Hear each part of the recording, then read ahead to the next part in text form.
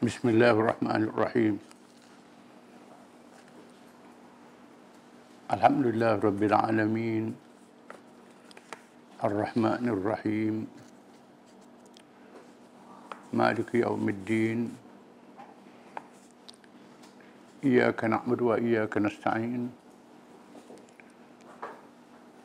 Ihdinas siratal mustaqim. صراط الذين أنعمت عليهم غير المغضوب عليهم ولا الضالين آمين والصلاة والسلام على رسول الله وعلى آله وصحبه ومن والاه ربنا زدنا علما وحكمة.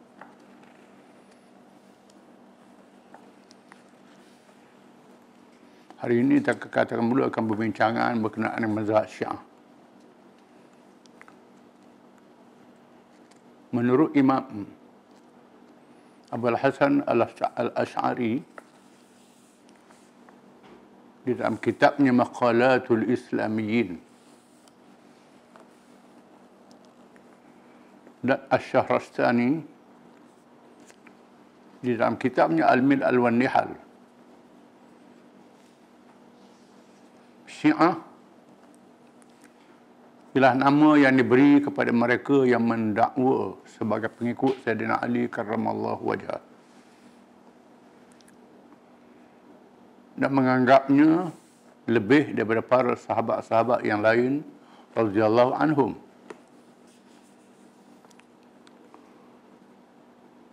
Mereka lahir menjadi suatu aliran pemikiran atau mazhab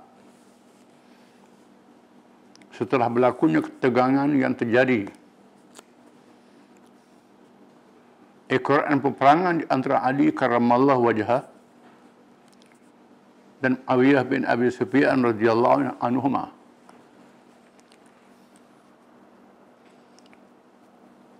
Dan syahidnya Ali karramallahu wajhah dan syahidnya cucu Nabi Sayyidina Husain radhiyallahu anhu yang dibunuh dengan zalim. Peristiwa yang kejam dan dikutuk oleh seluruh umat tanpa mengira mazhab Sunni, Syiah dan Khawarij.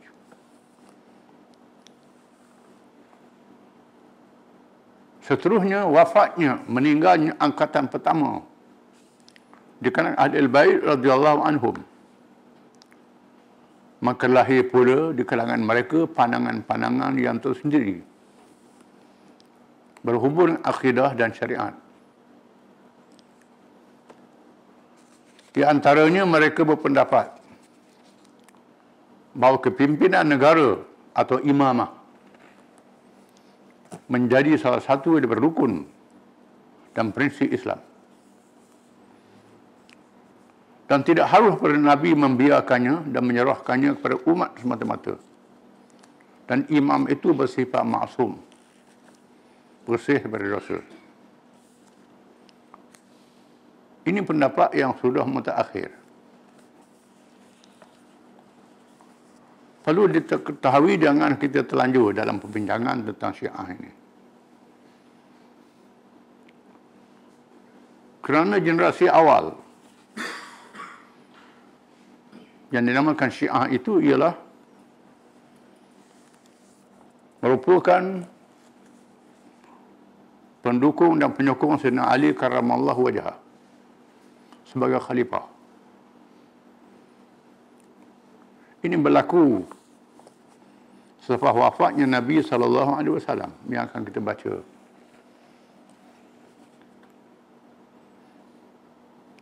Jadi Ibn Abbas, bapa saudara Nabi SAW,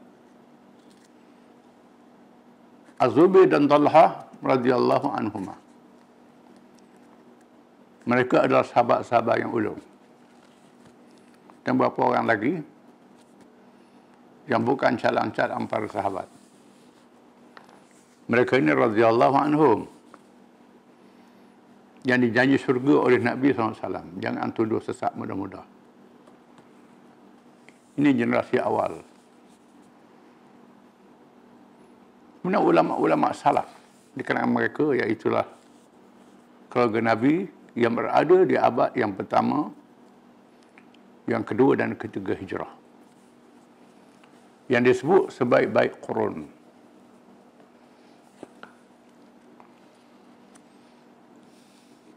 Setelah dibuat keputusan di Saqifah Bani Sa'idah, semua mereka bersepakat menyokong Abu Bakar As-Siddiq radhiyallahu anhu menjadi khalifah, kemudian menyokong Sayyidina Umar, menyokong Sayyidina Uthman radhiyallahu anhu. Masuk Sayyidina Ali menjadi menteri, menjadi hakim di zaman Abu Bakar, Umar dan Uthman. Ini mesti dipahami. Masa itu tak timbul lagi mazhab Syiah ini. Pandangan itu dihilangkan. Dia menjadi tajam selepas berlakunya fitnah bencana pembunuhan Sayyidina Uthman bin Affan radhiyallahu anhu. Sayyidina Ali mengutuk pembunuh Sayyidina Uthman, maka menugaskan anaknya Hasan dan Husain dan pemuda-pemuda sahabat supaya mempertahankan Sayyidina Uthman dan bersedia untuk berperang dengan mereka yang mengepung rumah Sayyidina Uthman. Tetapi Sayyidina Uthman sebagai khalifah tidak mengizinkan. Sayyidina Uthman lebih reda mati sebagaimana anak Nabi Adam AS yang dibunuh oleh saudaranya daripada jadi pembunuh. Lebih baiklah dia dibunuh. Menyebabkan pemuda-pemuda sahabat ini tidak bertindak, dan mereka yang melampau itu membunuh Sayyidina Uthman. Kemudian para sahabat yang besar bersepakat membai'ahkan Sayyidina Ali menjadi khalifah. Dibai'ahkan khalifah yang sah. Tiba-tiba Muawiyah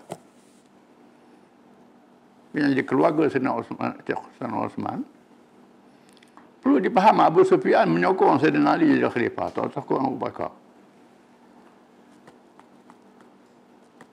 Tapi disanggah oleh Sayyidina Ali, disanggah oleh keluarga Nabi pada masa itu, kerana mereka menyokong Abu Bakar menjadi khalifah. Alasannya kerana Abu Bakar Bani Tamim, Abu Bakar daripada kabilah yang dianggap sebagai tidak berpengaruh dalam Quraisy juga. Bani Hashim dan Bani Umayyah lebih kuat. Itu berlaku perselisihan pandangan dari segi cabangnya. Tapi dapat diselesaikan. Ketajaman selepas Sayyidina Uthman dibunuh, dan Bani Umayyah keluarga Sayyidina Uthman meminta Sayyidina Ali supaya menghukum mereka yang terlibat dalam pembunuhan Sayyidina Uthman. Negara dalam keadaan darurat. Antara pembunuh Sayyidina Ali itu ialah pemimpin kabilah yang ramai pengikut. Kalau Sayyidina Ali radhiyallahu anhu bertindak, akan berlaku huru-hara yang lebih besar. Maka Sayyidina Ali tidak bertindak, menangguhkan tindakannya. Ini memarahkan Muawiyah dan keluarga Sayyidina Uthman. Timbul salah faham dan berlakunya peperangan. Peperangan Al-Jamal, Sayyidina Aisyah, isteri Nabi SAW, Ummul Mukminin, Talha dan Zubair berperang dengan Sayyidina Ali dalam perang Al-Jamal. Mereka dikalahkan. Sayyidina Ali menghantar Aisyah pulang ke Madinah dengan selamat, tidak menjadi tawanan. Zubair dan Talha berundur daripada perang, tapi dibunuh oleh orang.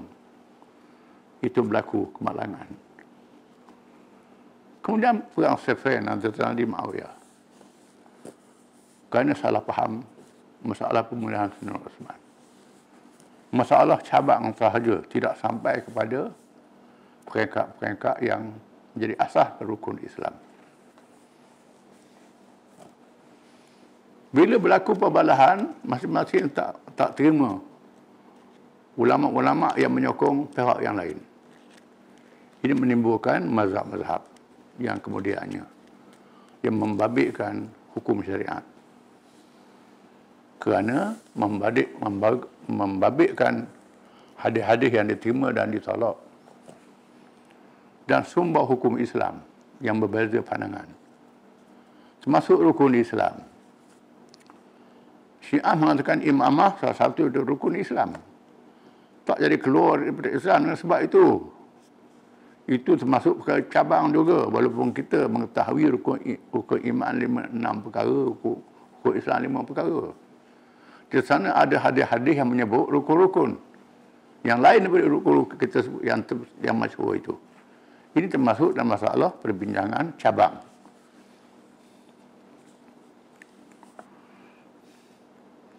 Kalangan Syiah berpendapat.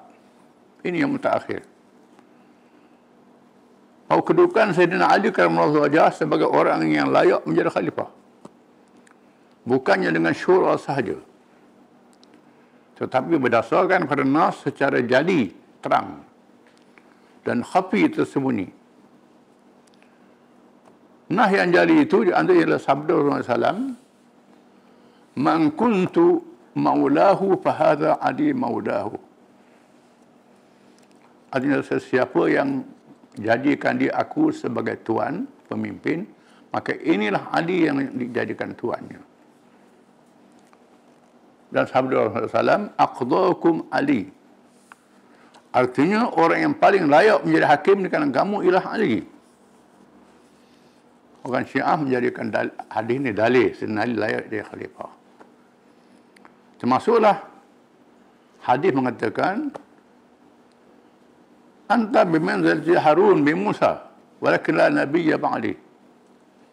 Wa engkau wahai Ali macam Harun Nabi Musa. Tapi tak ada nabi selepas aku. Kalangan Syiah menjadikan ini dalil bahawa Sayyidina Ali adalah layak jadi khalifah. Sebenarnya hadis-hadisnya ada sebab. Macam ayat Quran ada sebab turun ayat. Hadis ada sebab juga.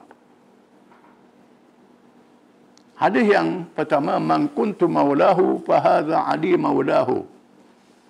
Barang siapa yang jadikan dia aku sebagai tuan, maka ini Ali yang jadikan tuannya.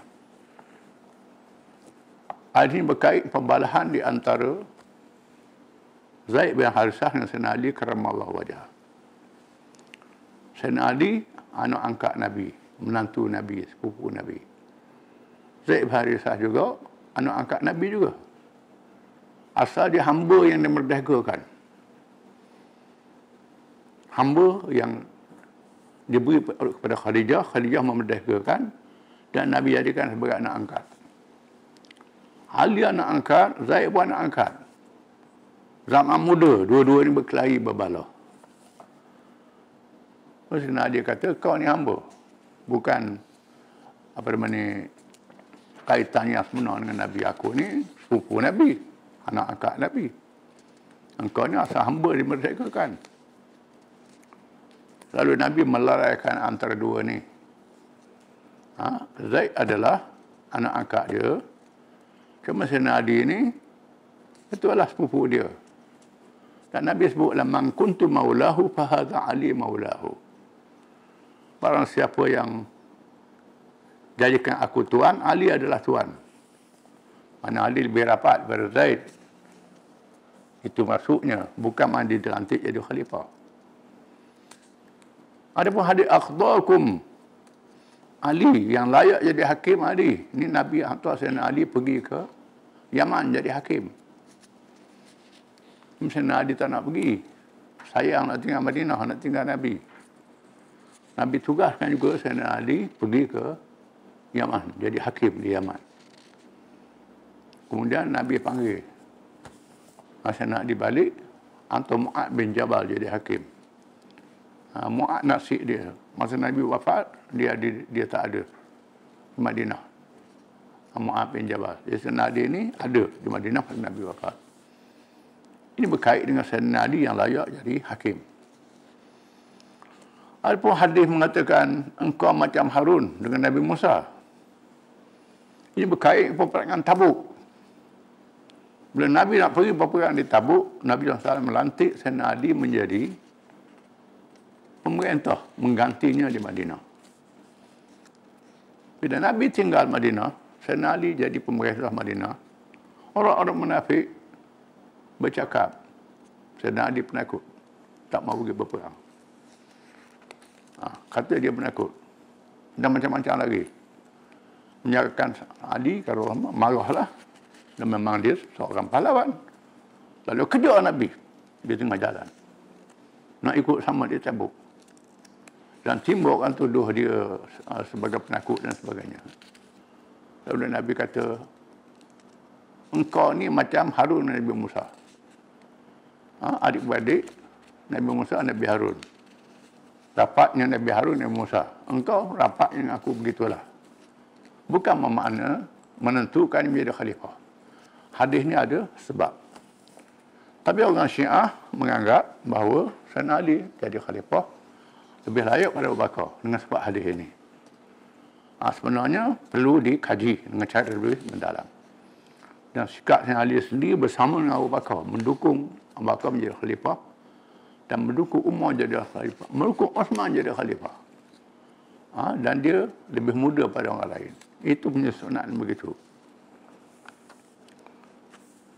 Seluruh umat Islam kepada kelebihan yang disebut dan hadis tersebut. Memang Sayyidina Ali ada kelebihan.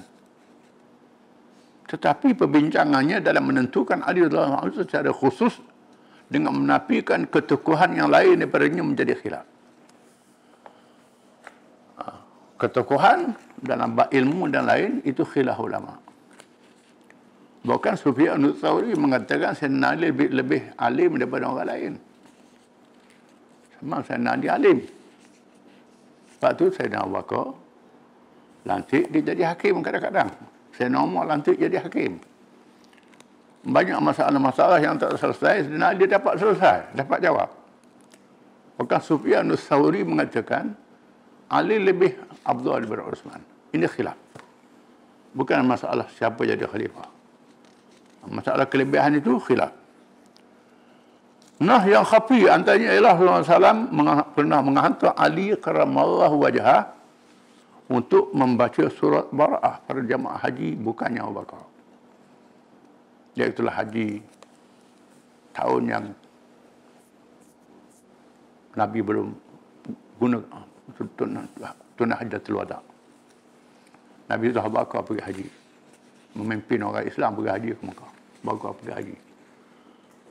Masa itu, orang pergi haji bercampur. Orang kafir pun pergi haji juga. Orang jahiliyah belum masuk Islam masih pergi haji. Masih ada amal-amal jahiliyah masih berlaku.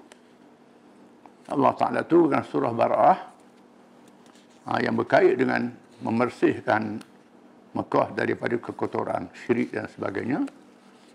Dan Sayyidina Ali ditugaskan untuk membaca surah Bara'ah. Bukan Abu Bakar. Ketua hajinya Abu Bakar, tapi yang baca surah Bara'ah Sayyidina Ali karamallahu wajhah. Ini juga nas yang khafi. Mengikut Syiah, Ali berlayak ada khalifah. Tetapi masa hijrah, Nabi bawa Abu Bakar teman dia. Mesti baca itu juga disebut dalam Quran. Saniyasnaini idhum fil ghar. Orang yang kedua ketika Nabi dalam gua, Abu Bakar As-Siddiq radhiyallahu an. Saya pergi ke Iran. Tengok Quran. Di Iran, Quran yang sama juga. Ada terjemahan bahasa Parsi. Saya tengok ayat ni, walaupun tak tahu bahasa Parsi, tapi ada perkataan Abu Bakar. Disebut Abu Bakar. Diakui Abu Bakar adalah sahabat yang teman Nabi masa hijrah. Tetapi galang ganti tempat tidur Nabi Ali masa Nabi dah berhijrah. Ada kelebihan Nabi pula di situ. Masing-masing tempat. Jadi keadaan yang lain, bukan masalah lantik jadi khalifah. Alasan tersebut di atas tadi, mazhab Syiah pendapat bahawa kepimpinan negara Islam mesti diserah pada Ali karamallahu wajhah dan keturunannya. Melantik orang lain berarti merampas hak dan melantik orang yang kurang kelayakannya. Bahkan ada di antara mereka yang melampau sehingga mengatakan zalim dan kafir. Ini Syiah yang melampau, kita akan baca. Syiah ni berpuluh-puluh mazhab, bukan 4 mazhab. Berpuluh-puluh mazhabnya. Jadi ada yang sederhana dan ada yang melampau. Yang melampau ni keluar daripada Islam lah. Macam ahli sunnah juga ada yang melampau. Semayangnya ikut mazhab Syafi'i. Tapi bab lain ikut bukan Islam. Itu melampau lah tu. Itu ada. Semua mazhab itu ada. Pada awalnya kemunculan mazhab Syiah kerana ijtihad hukum fiqh siasi, fiqh politik Islam. Dalam perkara pelantikan khalifah atau ketua negara sahaja. Kekhilafan berlaku kerana ketegasan mereka bahawa kelayakan para ahli bait mestilah daripada kalangan zuriat Rasulullah SAW selepas berlakunya pembunuhan dan peperangan.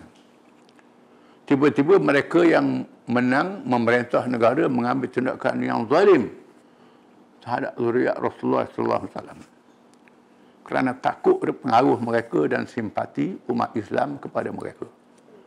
Tindakan tentang oleh para ulama sahabat dan tabi'in. Sehingga ada kalangan ulama yang dibunuh seperti Abdullah bin Zubair radhiyallahu anhuma, kalangan sahabat. Dan lain-lain di kalangan para sahabat. Dan Sa'id bin Jubair di kalangan tabi'in. Bahkan semua para ulama mazhab Ahlussunnah yang menentang kezaliman itu ditindas. Seperti Imam Abu Hanifah dipenjara sehingga mati. Imam Malik diperlakukan, Imam Syafi'i juga, Imam Ahmad. Dan lain-lain diseret dengan zalim, padahal mereka bukan mazhab Syiah. Dari segi politik dan fiqhnya. Ini berlaku perkembangan dalam sejarah apabila naiknya Bani Abbas, Bani Umayyah, kemudian Bani Abbas. Bani Umayyah ni keturunan Umayyah, keluarga Sayyidina Uthman, Muawiyah bin Abi Sufyan dan zuriat dia jadi khalifah. Ini Bani Umayyah. Kemudian tidak balas daripada keluarga Nabi, Bani Abbas, bukan Bani Hashim. Bani Abbas ni Abbas saudara Nabi. Yang memberontak, menggulingkan Umayyah, tubuh kerajaan Bani Abbas. Bani Abbas. Pada masa mereka jadi kerajaan ini, mereka menindas Bani Hashim, keluarga Nabi. Menindas zuriat Nabi, daripada Hasan dan Husain. Sebabnya kerana orang ramai menghormati zuriat Nabi ini. Lalu dibimbang, pengaruh mereka berkembang menyebabkan ada yang dipenjara, ada yang dibunuh. Tak ada pasal-pasal. Menindas keluarga Nabi kerana nak pelihara pengaruh pemerintahan. Menyebabkan ulama-ulama menentang kezaliman ini. Bukan kerana Syiah tidak, kerana menentang kezaliman. Di antaranya ulama sahabat, ulama tabi'in, bukan sembarangan. Abdullah bin Az-Zubair radhiyallahu anhuma bertindak mengangkat senjata menentang Umayyah dan merampas kuasa di Hijaz, Mekah, Madinah, Taif. Berkuasa di situ menentang Umayyah yang berpusat di Syria. Berlaku peperangan zaman Walid bin Marwan, dihantar Panglima Hajjaj bin Yusuf As-Saqafi menyerang Mekah. Abdullah bin Zubair dibunuh. Termasuk dengan Abdullah bin Zubair ini beberapa orang sahabat Nabi yang muda-muda dibunuh. Kerana mereka menentang kezaliman terhadap ahli bait, keluarga Nabi SAW. Sa'id bin Jubair, ini ulama tabi'in. Ulama tafsir yang terkenal, ulama tabi'in. Tabi'in ini murid para sahabat, murid para Sayyidina Ali, murid Ibn Abbas, murid Abdullah bin Umar, murid sahabat-sahabat ulama. Abdullah bin Sa'id bin Jubair dihukum pancung oleh Hajjaj bin Saqafi kerana mereka menentang kezaliman terhadap keluarga Nabi. Padahal mereka ini bukan daripada Syiah, ahli sunnah juga. Bersepakat membela, mengutuk pembunuhan Sayyidina Husain di Karbala. Ini bukan Syiah saja. Di zaman Abbasiyah, Imam Abu Hanifah, Imam mazhab Hanafi dipenjara dan mati dalam penjara. Kenapa? Kerana Imam Abu Hanifah tidak menyokong Abu Ja'far al-Mansur yang jadi khalifah di masa itu. Dan bersempati dengan Ja'far as-Sadiq, Imam mazhab Imamiyah. Tokohnya lain, tapi politiknya mendukung keluarga Nabi. Lalu Abu Ja'far al-Mansur nak lantik Abu Hanifah jadi ketua hakim negara. Dia tolak jawatan itu. Dipenjara sehingga mati dalam penjara Imam Abu Hanifah. Imam Malik bin Anas, Imam mazhab Maliki, dihukum sebab macam nak tercabut bau dia sebab. Kenapa? Kerana orang tanya hukum. Tolak mukrah. Apa hukum tolak yang dipaksa? Seorang suami dipaksa oleh orang cerai. Bini mu tak cerai, aku pukul, aku bunuh. Lalu dia cerai. Imam Malik kata tolak ni tak sah. Tak jatuh tolak.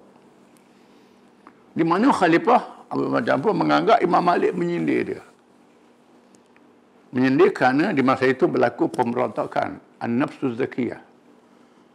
Hasan al-Asy'ari, keluarga Nabi yang duduk di Madinah, yang tidak mendukung Ja'far al-Mansur, ada pengikut dia, dan berlaku pertempuran. An-Nafsu Zakiyah dibunuh. Dibunuh dengan zalim. Madinah pun itu berkung sehingga mayat keluarga Nabi ini kebomikan di rumah dia. Rumah dia dekat Masjid Sabak. Iaitu menghala ke Bukit Uhud. Kubur dia di situ. Tapi orang tak tahulah, hilang. Kubur di situ. Bukan kubur di Baqi'. Dan orang Madinah dipaksa supaya bai'ah Abu Ja'far al-Mansur. Jadi orang tanya Imam Malik, apa hukum tolak mukrah, tolak paksa? Imam Malik kata tak sah. Jadi dia agak gelar ke dia. Bai'ah paksa tak sah. Dengan sebab itu Imam Malik ditangkap dan disebat. Hukuman sebat. Sehingga nak tercabut bau Imam Malik bin Anas. Imam Malik adalah imam mazhab Ahlussunnah, tapi mendukung keluarga Nabi. Yang Syiah. Kalau dia ni Syiah. Syiah dari segi politik, bukan dari segi fiqhnya berbeza. Berbeza fiqh. Kerana mazhab Syiah tidak menerima qiyas. Di mana sumber hukum Islam mengikut usul fiqh, iaitulah Quran, hadis, ijma' ulama dan qiyas. Mazhab Syafi'i. Kalau mazhab Abu Hanifah, tambah istihsan. Ada pula masalah mursalah dan sebagainya. Ini khilaf. Tetapi mazhab Syiah atrah pandangan keluarga Nabi, satu sumber daripada hukum Islam. Quran, hadis dan pandangan keluarga Nabi, salah satu daripada hukum Islam. Qiyas tak ada. Qiyas tak ada. Fiqhnya lain. Tapi dalam masalah politik, Imam Malik, Imam Abu Hanifah mendukung keluarga Nabi. Bukan di mazhab Syiah, tidak. Ini kena faham. Syiah satu mazhab politik di masa itu. Dan mazhab fiqhnya furu' berlainan. Imam Syafi'i yang berada di Yaman, zaman Harun al-Rashid, iaitu anak Abu Ja'far al-Mansur. Imam Syafi'i selepas Imam Abu Hanifah. Dia ni murid pada Imam Malik. Dan murid pada Imam Muhammad bin Hasan al-Syaibani yang jadi murid Abu Hanifah. Imam Syafi'i mengaji Muhammad al-Syaibani. Imam Syafi'i menjadi qadhi di Yaman. Dan orang mengaji dengan Imam Syafi'i di Yaman. Imam Syafi'i bersimpati dengan Ahlul Bait, keluarga Nabi. Menganggap kezaliman terhadap keluarga Nabi ini satu jenayah yang mesti dilawan. Menyebabkan diperintah Imam Syafi'i ditangkap. Dirantai tangannya, dibelenggu dari Yaman pergi ke Iraq. Berapa ribu kilometer perjalanan dalam keadaan dirantai. Kerana menyokong Ahlul Bait. Bukan kerana mazhab Syiah. Ini kena faham. Ini pergolakan politik yang berlaku di masa itu. Dan kebetulannya di Iraq tu Muhammad bin Hasan al-Syaibani, murid Imam Malik. Imam Syafi'i juga murid Imam Malik. Sama-sama bertemu di Madinah. Sama-sama murid Imam Malik. Tapi Muhammad bin Hasan al-Syaibani lebih tua daripada Imam Syafi'i. Dengan pengaruh Muhammad bin Hasan al-Syaibani di hadapan Harun al-Rashid, Syafi'i menunjukkan kepintarannya berhujah, Syafi'i dibebaskan. Dibebaskan daripada belenggu. Siapa begitu? Imam Ahmad bin Hanbal, zaman Al-Ma'mun. Al-Ma'mun anak Harun Rashid, dan zaman Al-Mu'tasim dipenjara, disebat kerana menentang pandangan Mu'tazilah yang dianut mazhab Abbasiyah itu. Namun Imam Ahmad memaafkan Mu'tasim.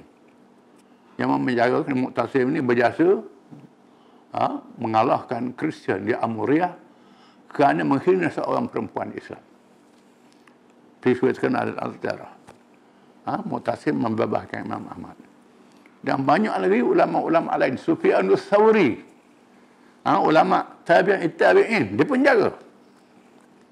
Zaman Harun Ar-Rasyid dipenjara kerana mendukung Ahlul Bait, bukan kerana dia Syiah. Tidak.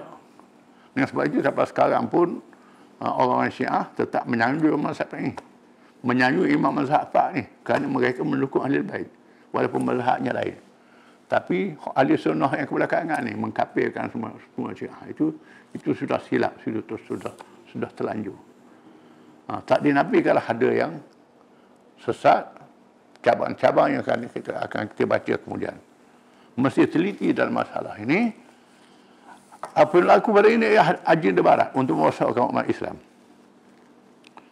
Apabila berlaku tekanan sehingga ada yang berhijrah menyelamatkan diri ke tempat yang jauh, atau tersembunyi, ada pula yang sudah jauh dari pusat pengajian para ulama di masjid-masjid dan bandar-bandar, menyebabkan adil baik berhijrah, termasuk di rantau alam Melayu ni. Sebab itu di alam Melayu, di utara Afrika, ada Tok Said, ada adil baik.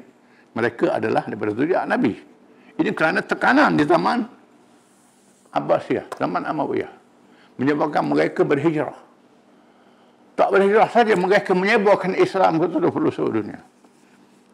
Dan pengaruh mereka berkembang di seluruh pelosok dunia. Bahkan dalam masyarakat Melayu pun ada juga pengaruh-pengaruh itu. Toka Ali, Kacik Fatimah. Mana ada pohon Kacik Fatimah di Mekah? Mana ada pohon kayu Toka Ali di Mekah? Ini pengaruh Ahlul Bait yang mempengaruhi masyarakat setempat.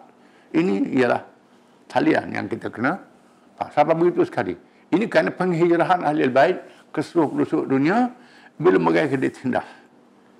Dan menyebabkan bila jauh daripada pusat pengajian, timbullah mazhab-mazhab baru.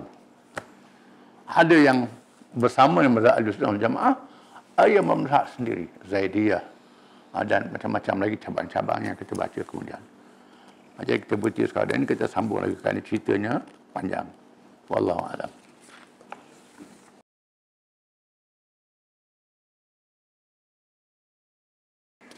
Bismillahirrahmanirrahim. Perkara-perkara yang berlaku dalam perjalanan ke Khaybar. Kita sambung cerita tentang perang Khaybar. Khaybar ialah satu bandar kota yang dibina oleh orang-orang Yahudi yang berkumpul di situ. Sebahagian mereka memang meletak di situ. Dan sebahagian mereka yang dihalau dari Madinah berkumpul di situ. Menyebabkan mereka membina satu kekuatan untuk menentang Islam. Mempengaruhi kabilah-kabilah Arab. Lalu Nabi SAW mengambil kesempatan daripada perdamaian Hudaybiyah untuk menyerang Khaybar. Kita baca bahagian yang pertama, operasi Khaybar. Nabi menggerakkan bala tentera untuk pergi ke Khaybar. Salamah bin Al-Kwa' radhiyallahu anhu, ini sahabat, menceritakan ketika kami dalam perjalanan menuju ke Khaybar, salah seorang dari kalangan kami meminta seorang penyair di kalangan sahabat bernama Amir radhiyallahu anhu supaya bersyair untuk memberi semangat. Di mana orang Arab terkenal dengan syair, sajak yang dijadikan lagu untuk beri semangat. Lalu Amir bin bersyair, Allahumma laula anta mahtadaina wala tasaddaqna wala sallaina innal qawma baghaw alaina wa in aradu fitnatan abaina. Fa'anzilan sakinatan alaina wa thabbitil aqdama in laqina. Itu antara ungkapan saya dia. Artinya, ya Allah, ya Tuhanku, ya Tuhan kami. Kalau tidak kerana-Mu, nescaya kami tidak mendapat petunjuk. Tidaklah untuk bersedekah dan tidak bersembahyang. Sesungguhnya musuh mahu menceroboh kami. Mereka mahu menggoda kami supaya menyeleweng. Kami tetap enggan, wahai Tuhan.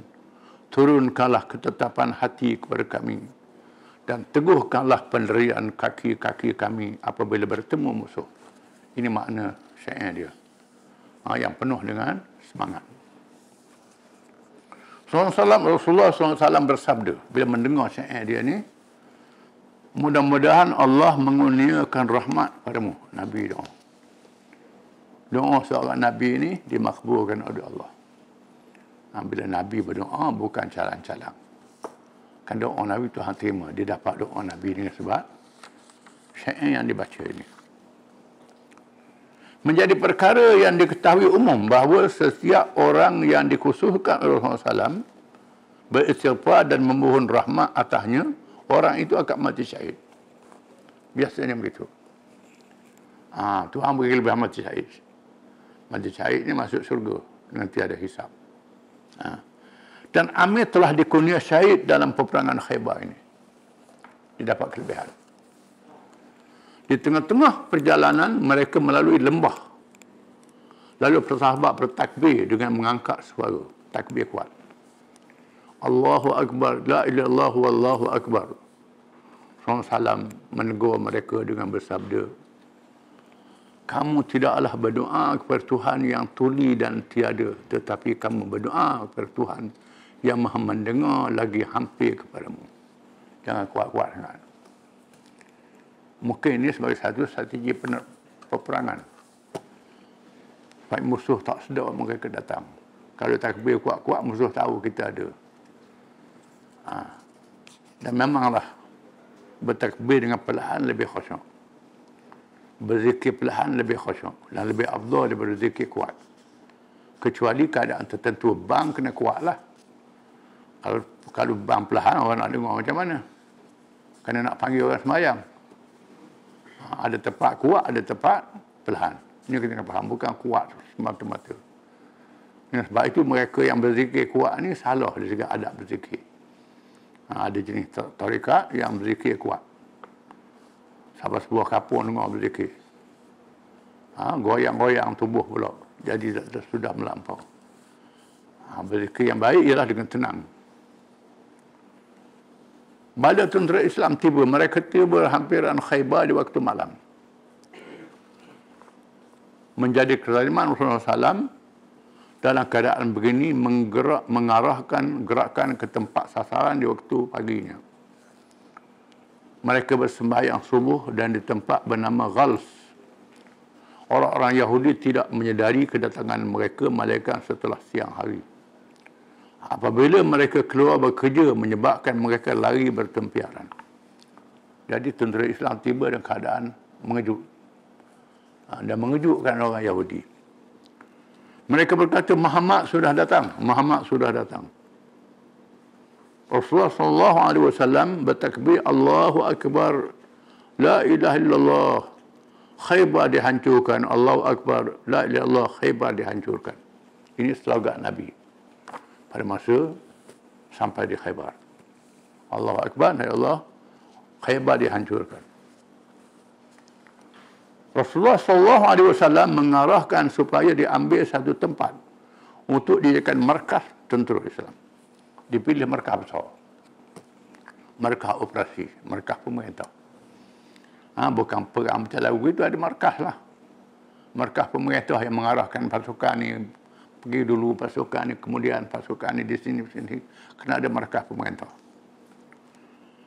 Nabi ambil satu tempat untuk jadi markas pemerintah. Tiba-tiba seorang sahabat bernama Habab bin Al-Munzir radhiyallahu anhu berkata, adakah tempat ini wahyu dari Allah atau pendapat yang berhubung dengan tipu daya peperangan? Rasulullah ambil tempat ni wahyu dari Tuhan ke ataupun pandangan sendiri? Rasulullah SAW bersabda, bahkan ia pendapat yang berhubung dengan tipu daya peperangan, kata Nabi. Pendapat ini pada pandangan aku untuk strategi peperangan, bukan wahyu daripada Allah. Habab berkata, wahai Rasulullah, tempat ini terlalu dekat dengan kota musuh bernama Natut. Kesemua tentera penyerang mereka berada di situ. Di situ mereka boleh nampak gerak-geri kita dan kita tidak nampak mereka. Tempat ini bahaya. Panah mereka sampai pada kita, sedangkan panah kita tak sampai pada mereka. Mungkin tempat itu rendah, tempat musuh tinggi. Kita tidak selamat daripada serangan mereka, dan tempat ini pula kita berada di celah-celah pohon tamar, pokok tamar.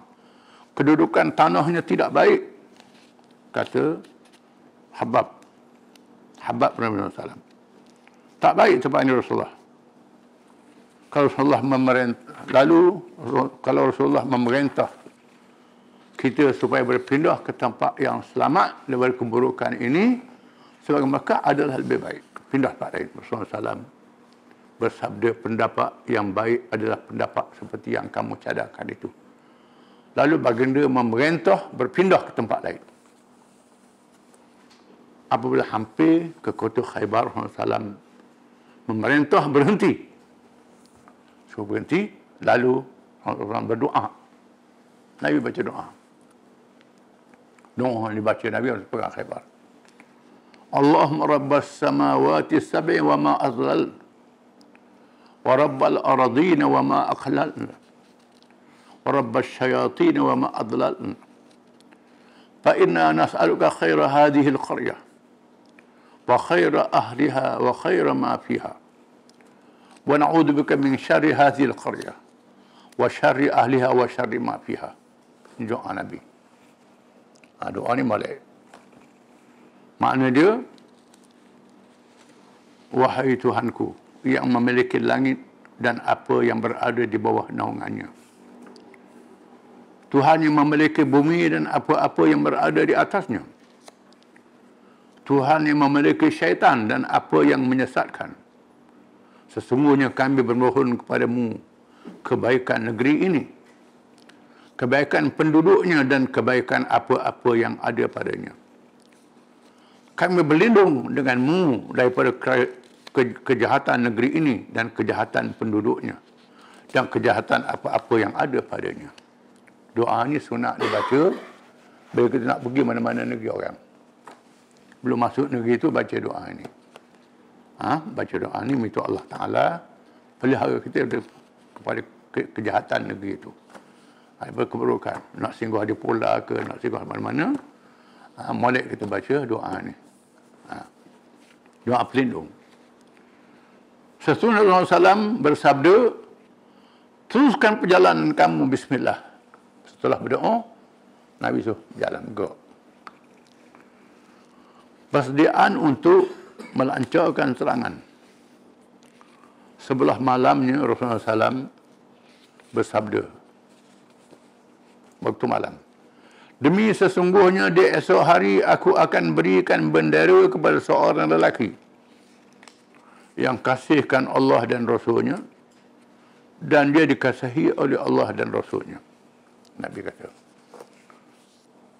esok aku akan suruh bendera perang kepada seorang, tak disebut nama. Orang ni dia kasih kepada Allah dan Rasul, dan Allah dan Rasul kasih pada dia. Di waktu paginya ramailah para sahabat datang untuk mendapatkan panji-panji yang dijanjikan itu. Masing-masing mengharapkan bendera itu diserahkan kepadanya. Masing-masing mari awal dengan harapan Nabi beri bendera. Berebut nak bendera ni.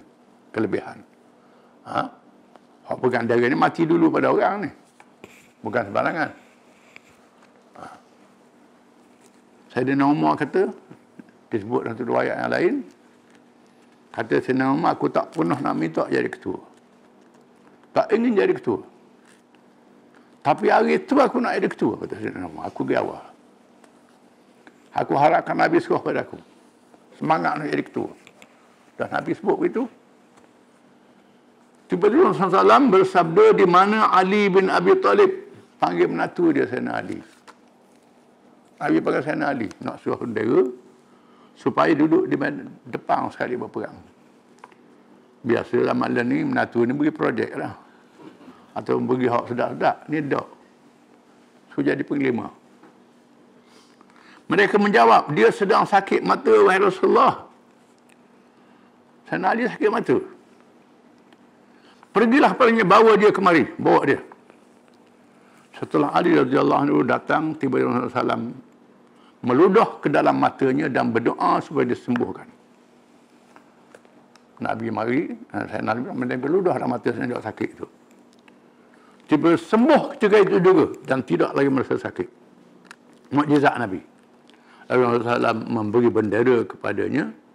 Tiba-tiba Ali radhiyallahu anhu berkata, wahai Rasulullah, adakah saya memerangi mereka sehingga mereka menjadi seperti kita? Tu Nabi naik semangat.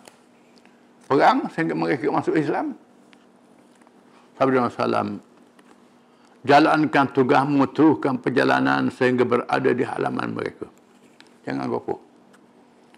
Kemudian, bersapa di halaman mereka, kamu kemudian ajak mereka kepada Islam. Ajak masuk Islam dulu, jangan serang lagi. Khabarkan kepada mereka apa yang diwajibkan oleh Allah ke atas mereka daripada hak yang mesti ditunaikan. Hak yang mesti ditunaikan. Mestikan, mereka kata potongkan. Mesti ditunaikan. Manakala demi Allah sesungguhnya engkau berjaya. Dengan sebabmu Allah memberi hidayah pada seseorang terlebih baik padamu daripada mendapat seekor unta berwarna merah. Barang yang paling mahal. Kalau mau berjaya pujuk orang masuk Islam, fadilatnya sangat besar, kata Nabi. Pertahanan Khaybar, wallahu alam.